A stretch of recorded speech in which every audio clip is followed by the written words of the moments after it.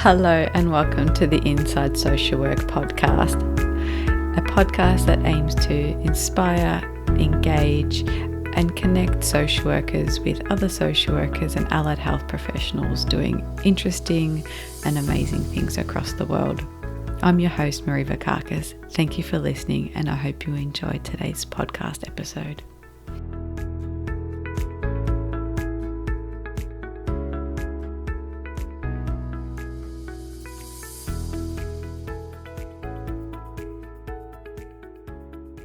Hello and welcome back. In today's podcast interview, I chat with Ashton Hayes, and Ashton and I did a podcast episode, episode 26, where Ashton shares a bit about her journey into social work, so you can access that recording in the show notes.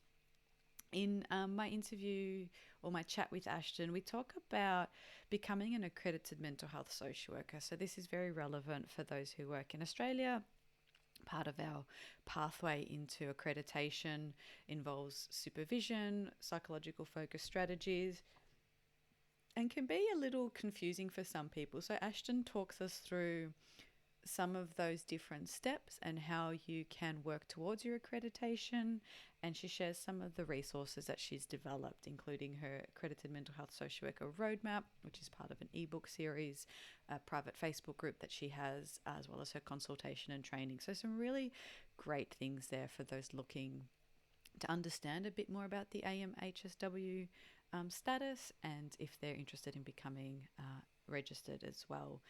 We do have a bit of a chat and some fun things around supervision and what we wish we knew when we were first starting out and the importance of that. So I hope you enjoy this episode.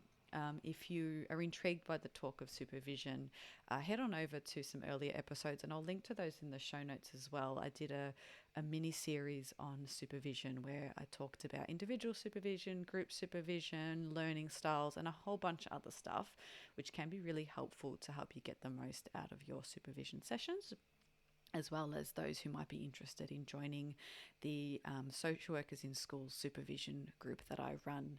There'll be a link to that in the show notes as well. So here is my interview with Ashton Hayes.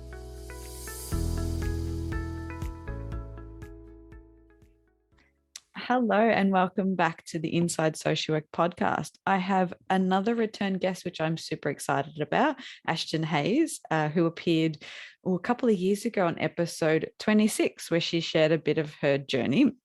And there'll be a link to that in the show notes, so I won't spend too much time on that. But welcome back, Ashton. Thank you so much for having me. It's lovely to be here. Yeah, it's really, the time flew quite quickly. We were just chatting before we hit record that we can't believe it's been, well, so much has happened in the little bit of time that we've had a gap in our connection. Yes, this world has given us lots of challenges to work with. That's a very nice way of putting it. Could you tell us a bit about your social work journey briefly? Because if people want to kind of know more, they can check out that previous episode, but you've got quite an interesting journey there. Sure. Well, I started out in law because I was very keen to do child protection work. And at that point in time, I felt that law would give me a good pathway to becoming a legal aid lawyer and representing children. However, as things progressed and I realized I would have to work 60 plus hours a week, maybe, I realized that social work was probably a better way to go for me. So I moved out of law and into social work. I just realized I could have a much wider reach in social work. And so here I am as a social worker. Do you miss any bits of the legal setting? I'm not sure whether I do. I think that in law, it's very adversarial and it's not really recognized that people are people, even though there are lots of great lawyers out there. But at the end of the day, our system is about there being a winner. And with children and in family law cases, there aren't often winners. I think doing the social work side of things, it feels like, certainly from my perspective, that I can help more. That's such an interesting comment that there are no winners. Like, I think, and maybe it's some stereotypes, but whenever I've done training or work with parents who are lawyers, I think they forget to take that hat off, and there's a very sort of right or wrong, is it like a winner and loser? But when you're working with the complexity of family law, there's sadness and grief and loss on both sides. Like, yes, each person's trying to advocate for their client, but nobody wins. Like, a family's being torn apart in the process. Exactly. And at the end of the day, if we come at it from the perspective of being able to make sure that we move through, particularly in family law, if we move through that process in a way that does the least harm, that's a much better outcome, I think, than winning. So interesting. So you're now a accredited mental health social worker, and you work in private practice. Could you talk a little bit about the kinds of clients or the things that you work with in your practice? Yeah. So I have a private practice where I specialize in trauma, treating all kinds of trauma. I work with adults and couples, and I use a lot of EMDR to treat that trauma. I find that that's a really helpful modality, and it has, I think it has a broad spectrum of impact, and there are so many elements of it that people find really helpful. It's very validating, I think, and also it gives people the opportunity to process their trauma in a way that they don't always have to go back to their traumatic incident and describe it in detail. We really don't need people to go into their trauma in detail. I find that when people feel they have to do that, it kind of can embed the trauma, and we don't want that to happen. And so that's a modality that I really like. And I think all of the work that I do in clinic, all of it is trauma informed, irrespective of people's experiences, because we are the result, I guess, of the experiences that we've had in our lives. And whether or not you've had a big T trauma or not, you're still going to have had experiences that impact you. So I operate in a trauma-informed way with everybody I see.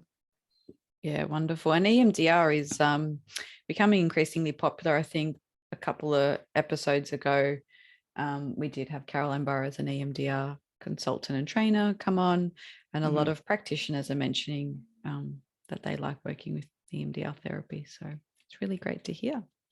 Yeah, it's a great intervention, and I really like Caroline as well and the work that she does. She's a wonderful support to people wanting to do that work. So yeah. So if you're interested, check out those episodes.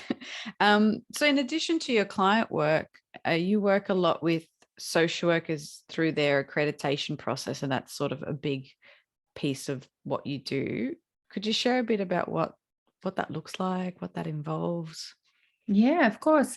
So alongside my private practice, I also have my consultancy, which is Ashton Hayes Consulting. And I've always done training and leadership and supervision through that consultancy. But one of the things that I really noticed when I was going through my own accreditation process was it was really hard to find help. It was really hard to get clear pathways to assist me to get started. And even after accreditation, more and more I would hear from people, other social workers saying, yeah, I'm really keen to get my accreditation, but I'm finding it really difficult to find clear information about how to start the process and how to write their applications. And so I began to support social workers more and more in that. I decided to start a Facebook group, which is called Becoming an AMHSW, and that's a group for prospective mental health social workers. We've got everyone from new grads, students, right up to, long-term veteran social workers. And I guess what I have found is that people are very keen to get their accreditation, but they don't really fully understand the process. So I did my own accreditation several years ago, but in order to keep myself current, I rewrote an application. Of course, I didn't submit it, but I rewrote it. And off the back of that, I then developed an ebook series called the AMHSW Roadmap. And that ebook series supports people through the accreditation process. Wonderful. If people wanted to get involved with this, the roadmap, what can they do? Sure. So the AMHSW Roadmap is a two-part ebook series that people can access via my website, which is ashtonhayesconsulting.com.au. You do have the opportunity to also get a session with me. So the full package includes the ebooks and a 1 hour consult with me.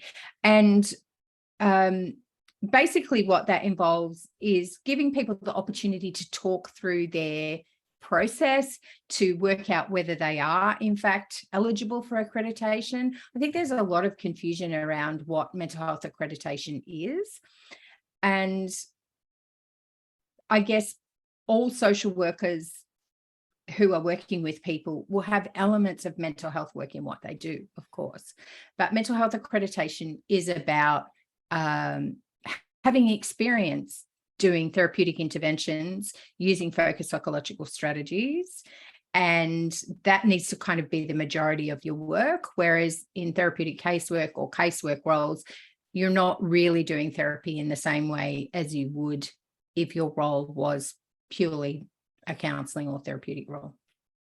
I think that's where I see a lot of the confusion as well, of people thinking, oh, well, I've been a social worker for 10, 15 years, I'll apply for my accreditation status. I'm like, it doesn't work like that. Like, you can be really, really highly skilled and highly experienced in your area of specialty, but that's not therapy.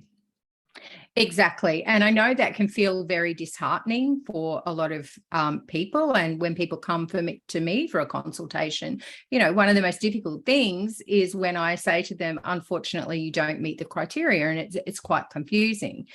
And I also didn't meet the criteria. I had done therapeutic casework for a long time and run big programs and supervised therapists within those programs. And what I actually did was go from running a very large program in Sydney, managing a bunch of caseworkers and team leaders and therapists.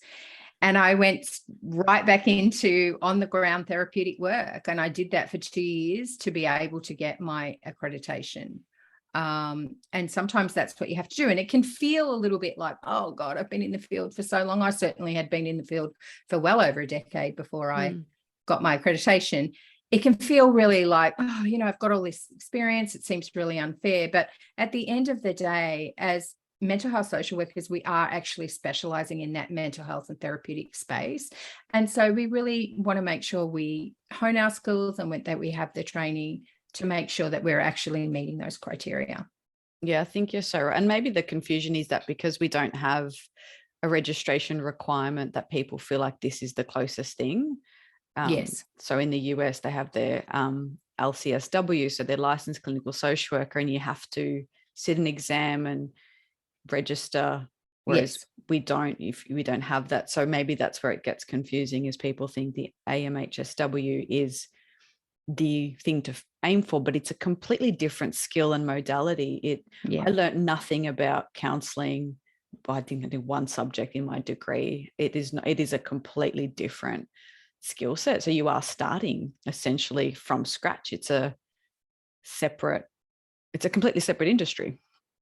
Yeah, it really is. And so, you know, as I've developed tools to support social workers, I've also started a new grad program. So that new grad program is about supervision and training. There is also the potential to work with me to be able to support people on the ground from the time of graduation right through to those 2 years, in order to be able to give them, I guess, enough experience and training and supervision to decide, okay, yes, I'm ready to apply, or, you know, I want to do a little bit more work before I do. Yeah, that's wonderful. sort of leads right into the next question is, if someone would like to work towards their AMHSW, I wish it was such an easier acronym. Goodness. Yes. Why couldn't we just copy someone else's AMHSW status? What's the first thing they should do? So where can they start, or what can they do? Okay, so if you are a newly minted social worker, I really recommend that you look for a role in counselling. So health roles, state health roles can be quite good. Headspace offers some great on-the-ground training and introductory experience for new social workers. If you are at the point where you feel like, yes, I am ready to apply, you need to make sure that you meet the criteria, right? So you need to make sure that you are working in a therapeutic role, right? So that's the very first thing that you need to do, because if you're not working in a therapeutic role, you're not going to meet the criteria. Doesn't mean that you can't work to get there, but that's going to be your first thing. So, I often work with people about making sure that they find a role that meets the criteria. And some people decide, they're not ready yet, which is fine. And I guess sometimes it can be a bit frustrating, because I'm very heavy on making sure that we meet the very first part of the criteria, and it can feel like a lot of admin type stuff and a lot of paperwork. But if we don't build that foundation, it's all sort of going to fall down at the point of writing your actual application. Yeah.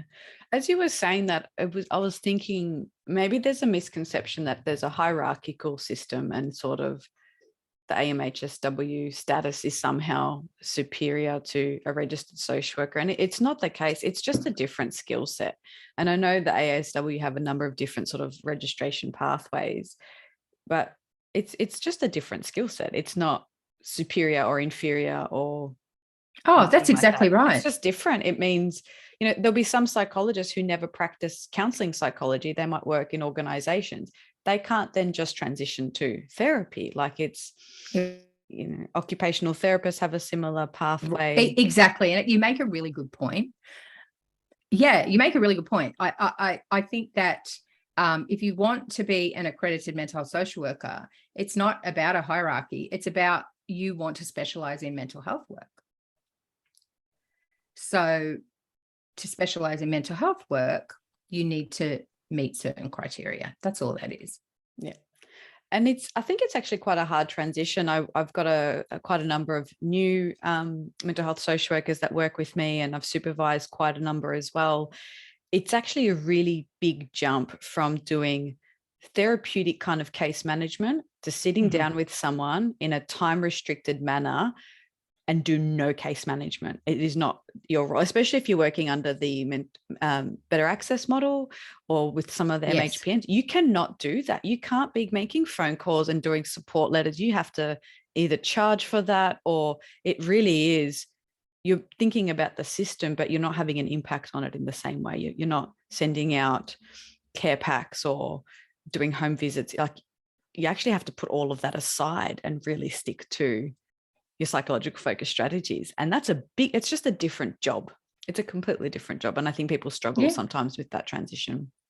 Yeah, absolutely. And I think that the application in and of itself takes a long time. Oh, good. It's not something that you can sit down and bash out in a weekend. And I think my goal is to just really make the pathway a little bit clearer for people, so that they can plan and so that they can work out, okay, I've done this, I've done this, I've done this. I'm ready to move on to the next step. I can't believe you did one just for fun. Yeah, I think fun's probably too strong a word.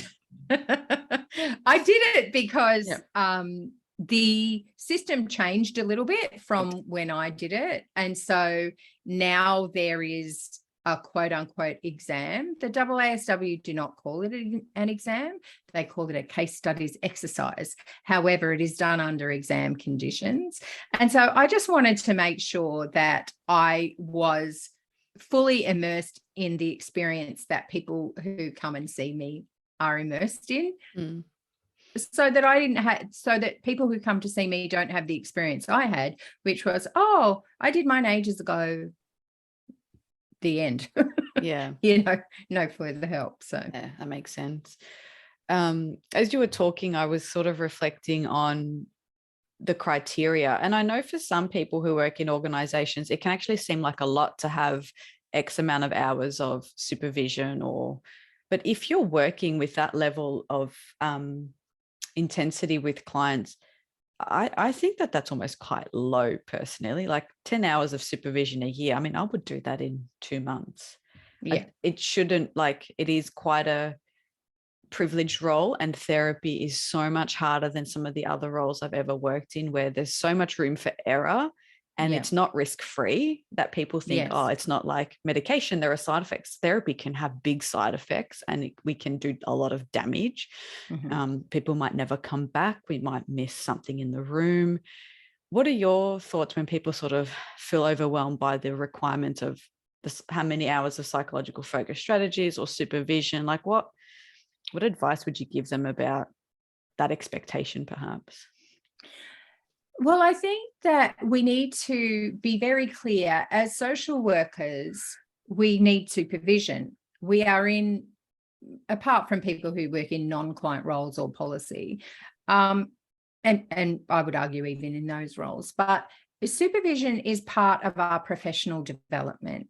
Supervision gives you the opportunity to be reflective on your practice and develop and grow.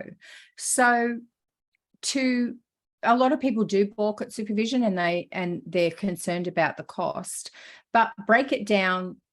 If you're having monthly supervision, break it down to what it would be over a week or over a day, and you'll see that it is very much worth the money and it's worth the time.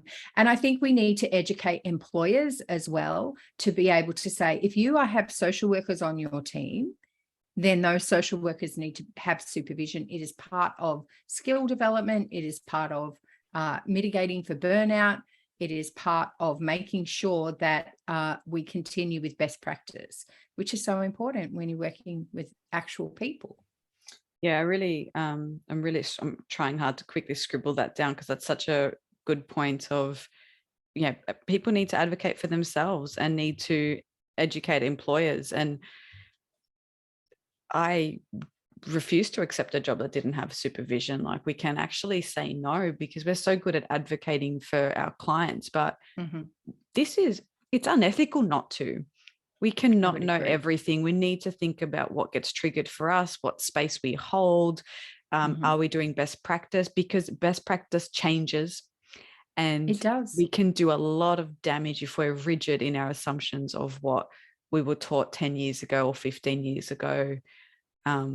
It's crucial to have that supervision. Like, if someone was to say, oh, I don't need it, I'd fall off my chair. Like, it's ridiculous. Well, I think a lot of the time our new grads are going out to roles where it's not offered, or only operational supervision is offered. And, I always say, ask your employer, will you pay for all or some of my supervision? It's okay to advocate for yourself. It will only benefit the employer. There will be no detriment to the employer. And I think that when you asked about the focused psychological strategies and the mental health training, which is the total, including supervision, is 40 hours each financial year. Well, I would ask, would you go to a doctor who had done no professional development and no supervision? Because if you wouldn't, it's no different with us in terms of mental health accreditation. We are specialist mental health social workers. A client comes to us oftentimes in such terrible psychological distress, it would be unfair to that client to assume that you don't need any training, ongoing training.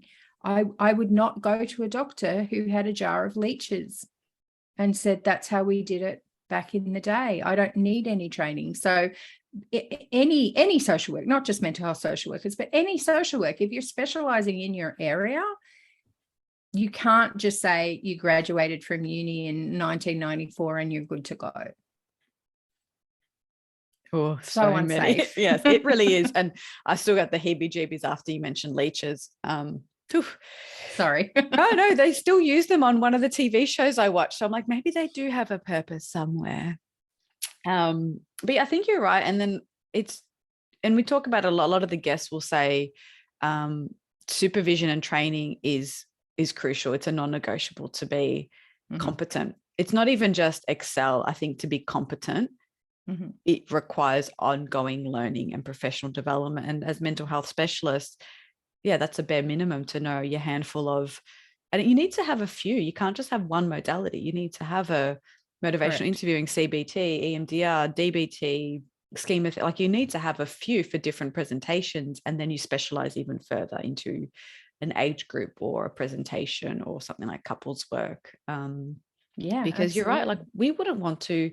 Would you want to do that for any other service, for a physio or for a dentist? Or imagine going to a dentist and they use those big old, have you seen those, remember those big old x-ray machines where you had to wear like the hazmat suit and this like thing span around your head, and now they just put this tiny little thing in your mouth, they press a button. Like we have to evolve with that. Yeah, exactly. And it keeps us safe as well as social workers. It keeps us safe. There are some people who, for example, EMDR is very specialized. You wouldn't want somebody to say that they did EMDR without the correct training, because if they do that without the correct training, you can cause harm. Big and time. I think as social workers, big thing is that we don't cause more harm. Absolutely. And we can be the harm.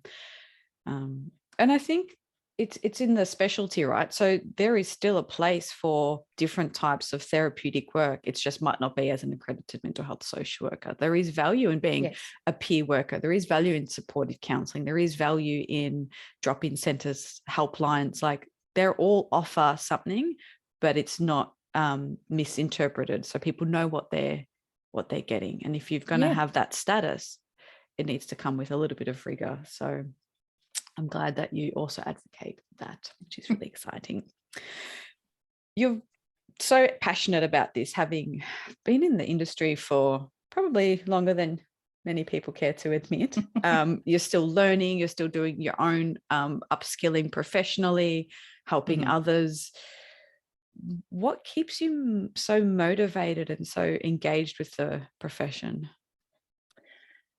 Well, I think that we just have so much to offer. I mean, good mental health is so crucial for everybody, and it's good for everybody. A lot of the time when people are experiencing poor mental health, one of the ways that manifests for people is isolation.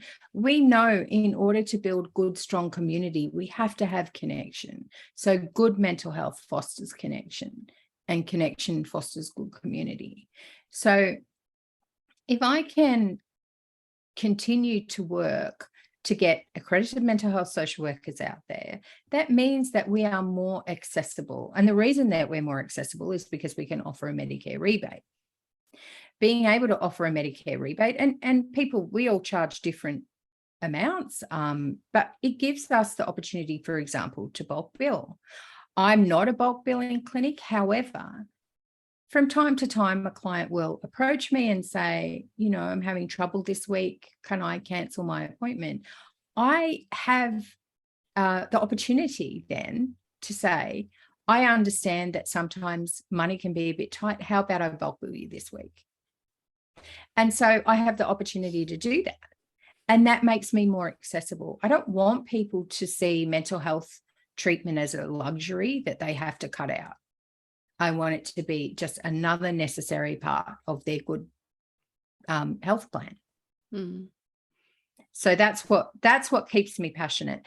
And if I can, social workers are, I'm a social worker, so of course I'm going to talk social workers up, but the incredible life experience, the skill, the passion that we bring, if we are able to be accessible to people in a holistic way, incorporating what's happened to them over their lives, as well as having the skill to provide evidence-based therapeutic interventions, then I think that that's wonderful. The more of us out there, the better.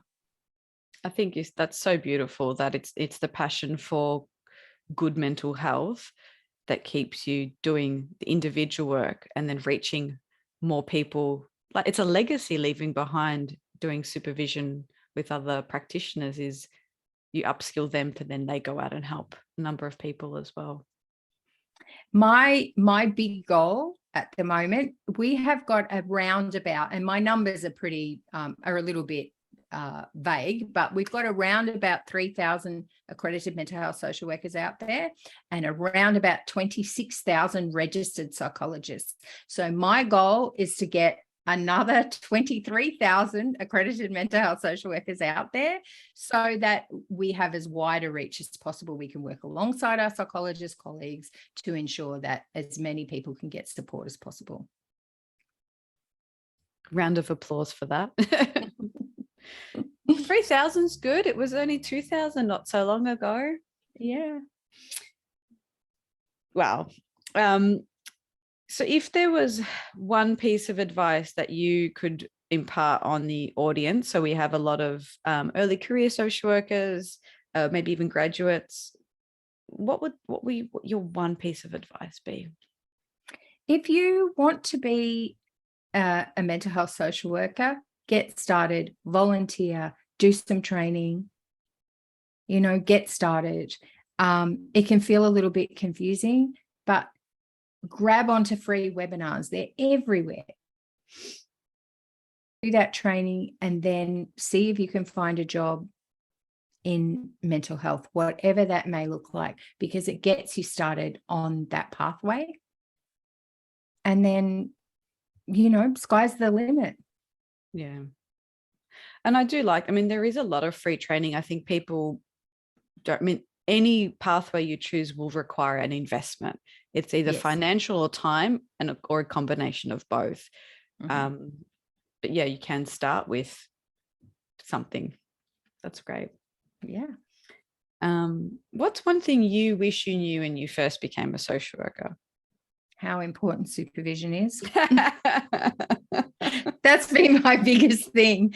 And I think I was incredibly lucky. I was recruited out of my third year of social work by an agency, and I was lucky to get a lot of really good early supervision with that agency. But as I progressed, probably within the first 6 months of my post-graduation career, I realized that I needed to have really dedicated social work supervision, and I wasn't getting it.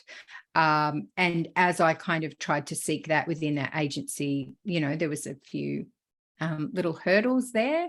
And I think had I have known how to access an external supervisor at that time, that would have been really beneficial to me. Now, I understand that for a lot of new grads, that external supervision can be expensive. So look around for group supervision. The costs are a little bit lower there. I should also add peer supervision is such an important and helpful space to be in, but I will just add a little caveat to that and just let people know that for the purposes of accreditation, peer supervision does not count in your 10 hours. And that's because you need to be supervised. Your practice needs to be supervised by someone who's more experienced than you and is more senior than you. But even those small peer groups, I have 2 peer groups. I have and 3 supervision. I have a regular supervisor and a couple of specialist supervisors that I access from time to time. So financially, it's a big investment, but it's just so worth it. Yeah, I totally agree. I think, and I've just finished recording a a solo series on supervision, and the most recent one, which it would have aired a while ago, based on when we're recording and releasing these, was just talking about how to make the most of those different types of supervision. And one of the things I offer is group supervision to school social workers. So really niched because there's so many benefits to that. But the peer supervision, I'm in a couple of peer supervision groups as well. And it's really great, but it's a lot less, what's the right word? People are very supportive and really positive. So you might not get that same level of critique that you would with a supervisor that you're working with on a particular skill, whether it's a technical modality skill or sort of a deliberate practice skill, and that can get lost in peer supervision. So you can have people saying, you're doing a really great job, and you can really nut out some amazing stuff. And I love my peer supervision group, but it's a different type of supervision where you're not getting, in my experience, that same challenge of, all right, so how did you work with that? And, you know, you build a connection with a supervisor who might know a bit about your family of origin or what gets triggered for you or kind of presentations you find difficult, and they pull that out slowly through those different sessions. Absolutely. Yeah. And I think that it's also okay to say to your supervisor, I know when I start working with someone new, you know, how do you like your supervision to go? Right. Because you're right. In peer, it's great because there's all that building up and support. But in individual external supervision, you can say, how do you want it to go? And then I, as the supervisor, as the experienced social worker, I need to be able to say, I'm just curious about that, or can we just go back to that point? I just feel like maybe moving forward, we could look at things differently, giving that social worker the opportunity to reflect, and, you know, it's professional development. Absolutely. Wow. So a lot of that you wish you knew. I think I wish I knew the same stuff, and maybe it was harder then without the telehealth option. But I do all my supervision, well, not all of it, a lot of it online now. And back then you didn't know, you had to find a flyer that someone had pinned to a notice board somewhere, or contact your local, like, it was harder, psychological counselling practice, and see if anybody offered supervision. Like, it was harder to find. We didn't have the same networking groups on Facebook or LinkedIn to find someone who specializes in supervision, because that's a specialty too. It is. And you don't just fall into, I mean, some people do fall into being a supervisor, but I'm really passionate that requires its own training and its own skills, and then supervision for supervisors, because you're educating and you're teaching, and it's a very different skill set. So now we have access to finding all those people, which is we do. And I offer all my supervision online, which means that, you know, anyone in Australia can access it. And I think it makes, you know, cuts out the travel time for anyone feeling anxious about having to get to supervision. And the other thing I offer is to speak to people's agencies. So if anyone is saying, you know, my agency are a bit curious, happy to have a chat.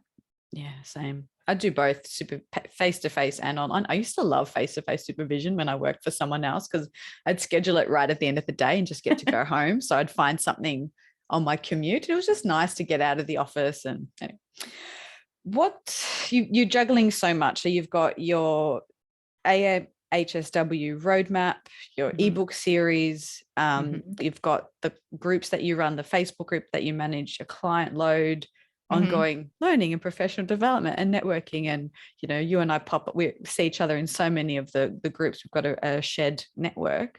Yeah. All of that aside, what do you do when you're not social workering, helping others? What do you do for you?